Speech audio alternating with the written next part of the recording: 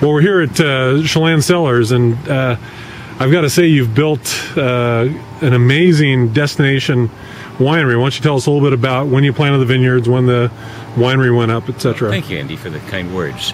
The vineyards were planted in the year 2000, immediately after removing 135 acres of apple trees.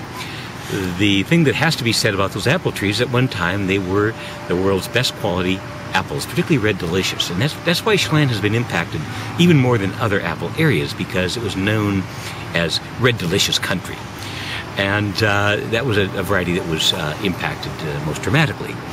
So the vineyards are receiving between 2,800 and 3,000 heat units a year. And so we chose dominantly to go to the aromatics, the Gewürztraminer, Riesling, Pinot Grigio, and also some Chard. On the red side, we had a lot of experiments going, other than Syrah, which has proven itself. And it is more in the classic Rhone, more austere style, very food friendly. The other red that has proven itself, and we're planning quite a bit more, is Malbec. This region is quite similar to the Mendoza region in Argentina. We do have a lot of other experimental blocks. We have an acre of Sangiovese, an acre of Barbera, an acre of Nebbiolo, a little bit of Merlot to use as a blender, and some Viognier. But we're still, being very, very careful on the reds as to what we're planting.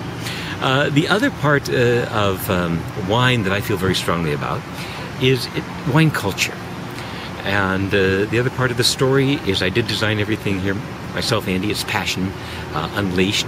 And I have a tremendous appreciation for the art of Italian living. I've had the pleasure of teaching there off and on for 40 years. And so the entire facility that you see is designed to give folks an experiential destination where you can experience all of the other things that go with wine. Food, music, we have concert series, we have roving musicians, all those things, and great food. Presently, the restaurant is leased to the family that started the famous Sorrento's restaurant in San Francisco.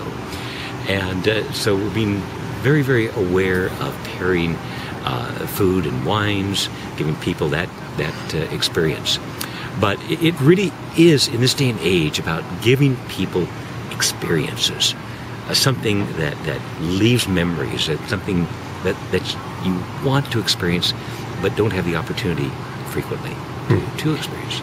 You talked a few minutes ago about how this really wasn't much of a risk for you, and I think part of that has to be this was already a destination for visitors. And I'm curious how you think the wine industry, just maybe in the last 3 or 4 years, has started to change the Chelan area. The wine industry is, I think, the foundational cornerstone of the Chelan economy right now. It used to be orchards, summer tourism between Memorial Day and Labor Day. Actually, the last 2 years, September and October, are our busiest months, interestingly. And so, you combine the views that if you scan out behind me now, they're just incomparable. We do have an advantage environmentally. We have water, we have mountains, literally, 4 or 5 miles from us. We have many, many other amenities. You can take a float plane up to Stehekin, go back a century and spend a day in Stehekin without running water lights, as I did spend my childhood. And don't want to go back there, but due to that no running water and electricity. But it was an interesting childhood to be raised that way. And it also really formed the agricultural roots that are the basis of this project, which is confidence in the vineyards, and I had no doubt that they would shine. But they've shined faster than I thought. Talk about the origins of the name, because it's an unusual spelling. I suspect a lot of people mispronounce it at first. It's probably the most controversial part of the entire operation.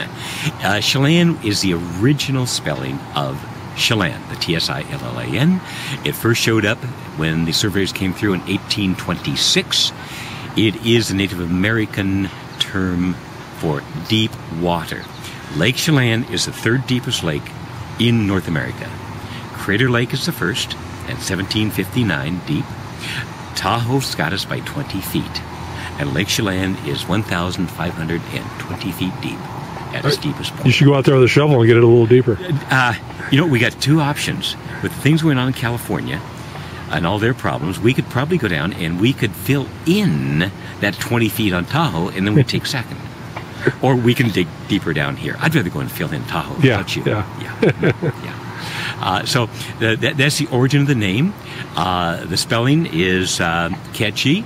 I find it still euphonic. I mean, it rolls after you learn the background of that spelling, as opposed to Chelan.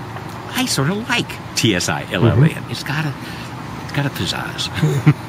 All right. Well, thank you very much. Well, thank you, Andy. It's a pleasure having you here, and enjoy the afternoon, the food, and the wine. Thank you.